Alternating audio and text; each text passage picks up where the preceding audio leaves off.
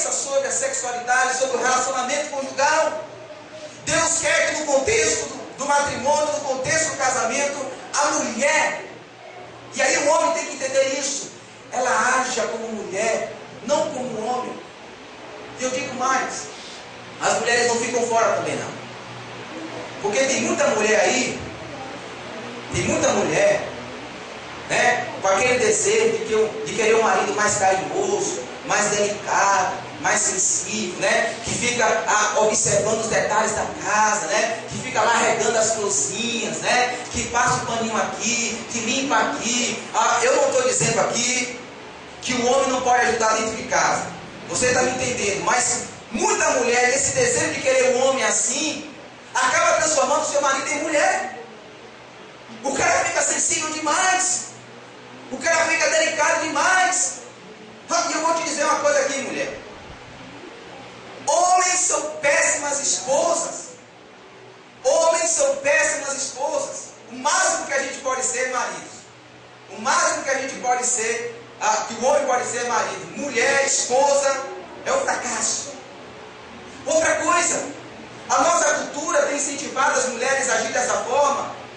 E também, observando seriados de malhação, de rebelde, nós percebemos que a cultura tem incentivado as mulheres a ser caçadoras. A nossa cultura tem transformado as mulheres em caçadoras. No ideal de se tornar igual ao homem, no afã de querer ser igual ao homem, a cultura tem se tornado, tem incentivado as meninas, as jovens, a serem caçadoras. E talvez aqui você não concorde comigo, jovem. Mas Deus não criou você para ser caçador. A mulher se sente mais à vontade quando ela é conquistada, quando ela é valorizada, quando há um clima, quando ela é conquistada. A mulher se sente mais confortável, a mulher se sente mais valorizada, sim. Então, perceba essas disfunções que nós estamos vivendo aí no nosso mundo, no nosso contexto. Homens querendo dentro das suas casas, mulheres que agem, pensam como homem, mulheres sendo deformadas e agindo como homem, sendo caçadoras, indo à procura. E nós temos que olhar para esse princípio aqui, amados, que nós somos criados, homens e mulheres foram criados essencialmente iguais, mas funcionalmente diferentes. Nós não podemos olhar para esse princípio como algo ruim, como algo que leve-nos a reclamar, porque minha mulher pensa assim, porque eu penso assado, porque meu marido pensa assim. Não. Mas nós temos que olhar para esse princípio como algo que deve ser celebrado. Porque é nesse contexto de diferenças que nós vamos nos amadurecendo, que nós vamos desenvolvendo a nossa sexualidade, que nós vamos entendendo o outro, que nós vamos acompanhando o tempo da mulher. Porque tem gente que compara a mulher com lenha verde, né? Você já tentou botar fogo em lenha verde? Você tem que assoprar dali, tem que assoprar daqui, para ela entrar no clima. Enquanto ela não entra no clima, o negócio não vai. E isso demanda maturidade, demanda amor, demanda cuidado. E quando você vai desenvolvendo, você vai crescendo, homem. Quando você, mulher, vai desenvolvendo a sua sexualidade, querendo um homem, não agindo como mulher, mas querendo um homem que haja como homem, você também vai crescendo. E mais, os nossos filhos vão crescendo no meio da nossa casa, observando e distinguindo claramente a sexualidade, o que é a sexualidade feminina, o que é a sexualidade masculina. Então esse princípio aqui, nós não podemos dizer, vixe, minha mulher, eu não estou aguentando mais. A mulher é difícil, a mulher é detalhista demais. Tem que estar aqui, tem que estar arrumadinho, tem que ter um somzinho de fundo, a luz tem que estar meio tom, tem que estar um clima agradável. Eu não aguento mais. Se eu falar, eu tenho que falar palavras doces ao ouvidinho dela. Se eu não falar que eu amo, bicho, não rola nada. Não tem que ser objeto de reclamação. Tem que ser objeto de celebração, porque Deus nos criou assim. Deus criou você assim. E você glorifica a Deus quando você entende isso. Mas eu queria compartilhar o segundo princípio. O segundo princípio é o seguinte: homens e mulheres são seres funcionalmente diferentes, mas constantemente atraídos. Observe o que o texto diz. Gênesis 2:23. Disse então o homem: essa sim é osso dos meus ossos e carne da minha carne. Ela será chamada mulher, porque do homem foi tirado. Antes de explicar esse texto aqui, somente você que não conhece um pouco da Bíblia, somente Gênesis, eu queria te dar o contexto disso aqui. O contexto é o seguinte: Deus criou o homem, Deus criou Adão.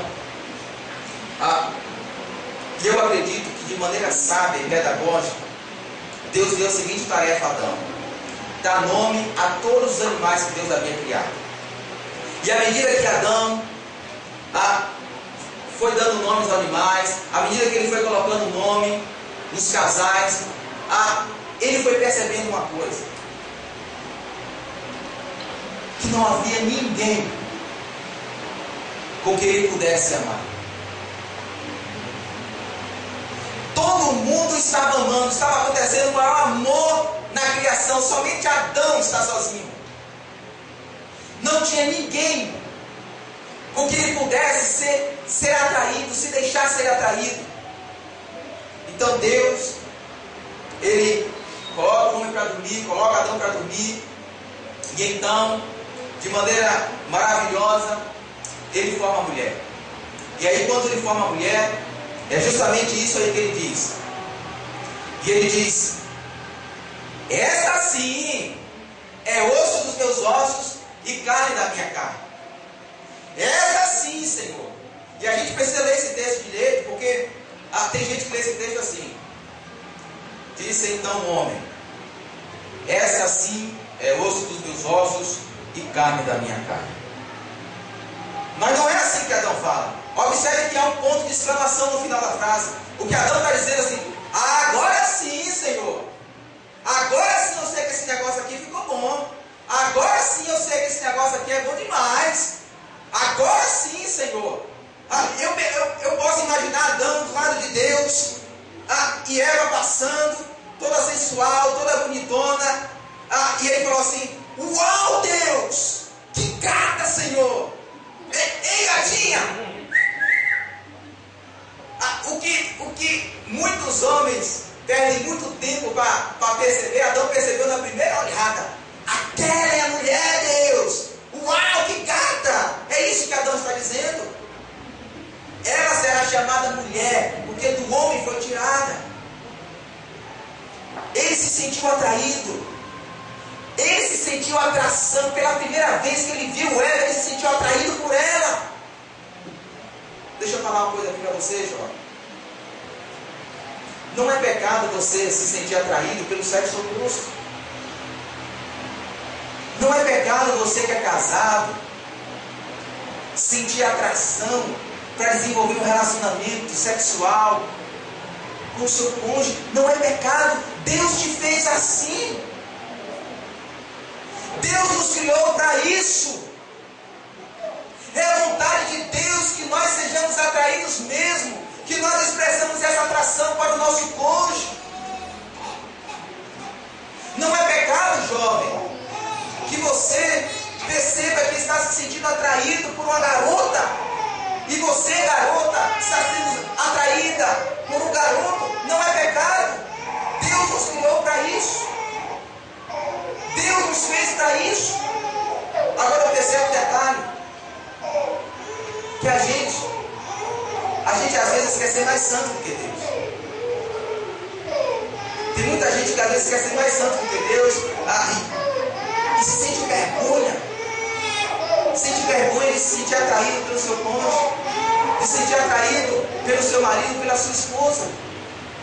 Tem gente que acha, por exemplo, que quando o homem e a mulher entram no quarto para ter relações, Deus sai do quarto.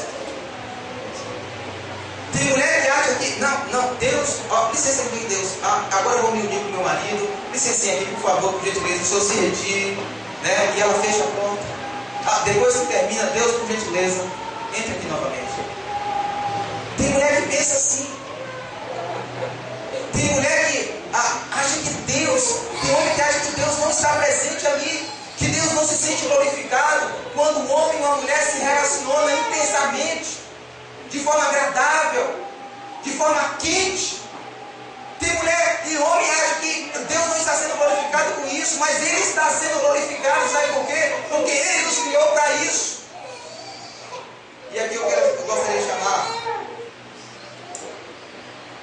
a atenção para um detalhe. Eu não estou querendo ser parcial, muito pelo contrário, mas aqui eu vejo um problema na questão da atração, de expressar a atração. Eu vejo um problema principalmente nas mulheres. Porque nós homens somos que às vezes meio que compulsivamente atraídos pelo sexo oposto. Você não precisa falar para nenhum garotinho aí, nenhum jovem, nenhum adolescente. Você não precisa falar porque ele precisa ser atraído pelo sexo oposto. Mas eu percebo às vezes que a mulher, ela se sente meio que desconfortável em expressar que ela se sente atraída pelo seu cônjuge,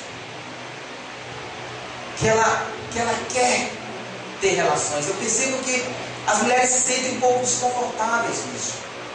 Então aqui eu gostaria de apresentar uma mulher bíblica para você, para que você quebre com esses paradigmas.